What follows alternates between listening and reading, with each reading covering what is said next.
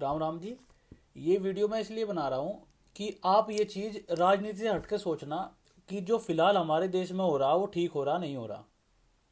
इतने लोग मर गए और सच्चाई ये है कि जितना दिखाए जा रहे हैं कि भाई 3,000 4,000 रोज लोग है भाई सेंट्रल गवर्नमेंट की।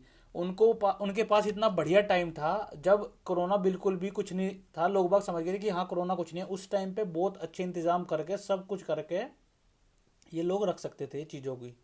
ऑक्सीजन, अब ऑक्सीजन नहीं है, ये नहीं है, महामारी मिचरी, मतलब कितना भी बड़ा चाहे कोई भी हो इंसान, वो भी अपने परिवार के लिए अपने रिलेटिव के लिए एक बेड नहीं कर पा रहा। ये बहुत शर्म की बात है।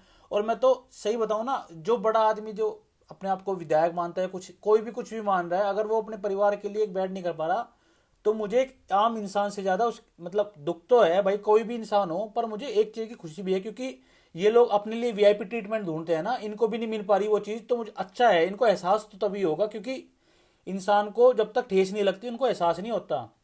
और प्राइवेट सेक्टर वाले जो हॉस्पिटल है वो भी बढ़िया पैसा कमा रहे, किसी को इंसानियत नाम की तो चीज़ रह नहीं रही किसी के भीतर, और इतना भुंडा काम हो रहा। और यार इलेक्शन इलेक्शन करवाने की क्या पता रही थी, काम छूट रहे थे क्या भाई? पंचायत के इलेक्शन करवा, ये करवा। पहले जो लॉकडाउन हुआ था, पहले जो पिछले साल कोरोना फैला था इंडिया में, उस टाइम पे सब लोग कहते भाई अपने गांव से बढ़िया कुछ नहीं है, वहां सेफ है, कुछ नहीं, अच्छा खाओ अच्छा रहो। लोगों के माइंड इतने सेट हो गए थे कि भाई शहरों में भागने से अच्छा है अपने गांव के आसपास के एरिया में कुछ करो और कुछ देखो। आधे से ज्यादा लोग ऐसे हैं जो कोरोना के टेस्ट नहीं करवा रहे, और जो करवा भी रहे आईटीपीसीआर में उनकी रिपोर्ट नेगेटिव आ रही है, पर रियल में उनको कोरोना है। ये सबको पता है। जो डबल म्यूटेंट अभी आया है ये कितना डेंजरस है।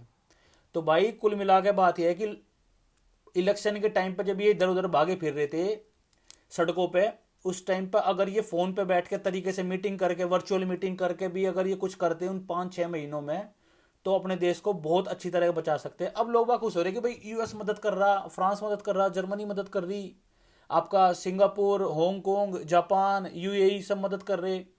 अरे ये मदद कुछ नहीं है, एक तरह का तुम पे तरस आ रहा लोगों को। सच्चाई है कि हम पे वो तरस करके हमारी मदद कर रहे हैं कि भाई ये लोग मर रहे हैं, कुत्ते की मौत मर रहे हैं। सच्चाई है, कड़वा सच है ये। अगर अभी भी हम लोग ना समझे तो बहुत बड़ी बात है। मैं भी खुद पहले, मैं खुद को भाई मोदी भक्त भी कह सकते हो या कुछ भी, भाई मैं अच्छे से सपोर्ट करता था कि हाँ बढ़िया काम कर रहा है देश के लिए, बहुत अच्छे अच्छे काम हो रहे हैं भाई। चाहे कश्मीर को लेकर, चाहे हमारे बॉर्डर सिक्योरिटी को लेकर, काफ़ी बहुत सारी चीज़ें हैं जिनमें काम अच्छा हो रहा है।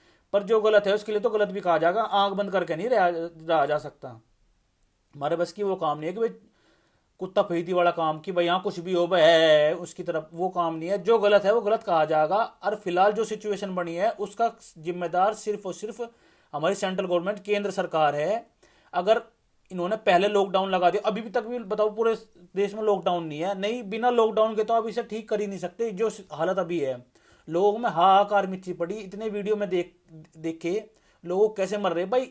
आप एक दो चीज झूठ बता सकते हो, ये झूठ है। दो चीज झूठ है, 10 चीज आप 1,000 15 20 है, पता नहीं कितनी वीडियो, कितने सच्चाई आप कहाँ तक छिपा सकते हो। वो सब तो झूठ नहीं है। एक आम आदमी कहाँ इतना झूठ बोल देगा? आप खुद तो सोचो। आप लोगों को इतना डरा दिया, इतना धमका दिया कि ये नहीं करना, वो नहीं करना, वीडियो नहीं डालनी। अरे खुद तो अपने गिरेबान में जाग के देखो आपने कितना बड़ा गुनाह किया है। चाहे वो कोई भी सरकार हो, हर सरकार इसमें दोषी है, और उन्हें अपने दोष मान के जो आम जनता है उनके लिए बहुत अच्छे कदम उठाने चाहिए। और सबसे बड़ी बात, जितने भी हमारे गवर्नमेंट एम्प्लॉय, भाई मैं तो हाथ जोड़ के उनसे एक ही बात कहूंगा, भाई ये रिश्वत खानी और ये गंदे काम बंद कर दो कुछ टाइम तक। 1-2 साल अपने देश को बचा लो, देश की तरक्की में लगा लो। कहना वही किसी ने कही है कि नर सेवा नारायण सेवा है, इससे बड़ा काम कुछ नहीं। फिलहाल मिलजुल के काम कर लो और एक दूसरे की मदद करो। और ये जो फालतू राजनीति के चक्कर है, इस राजनीति ने हमारे देश की शुरू से लेकर आज तक, इस राजनीति ने हमारे देश को पूरी तरीके से बर्बाद कर दिया। अगर अभी भी हम ना समझे ना, इस देश का नाश निश्चित है। ये कह रहे हैं ना हम अपने देश को आत्मनिर्भर बना, अरे कुछ नहीं होने जाने का। अगर यही ये जो एक तो हमारे देश का करप्शन, और एक जो ना करवा जो अधिकारी बैठे हैं, और जो गुस्सा इतना आता है कि अगर ये कुछ ढंग के काम कर लेना, अपने तरीके से काम करे, दिल पर हाथ रख के, खुद सब अपने इंसान अपने हाथ दिल पर हाथ रख रख के देखो कि इसमें कितने बड़े गुनहगार हम सब भी है।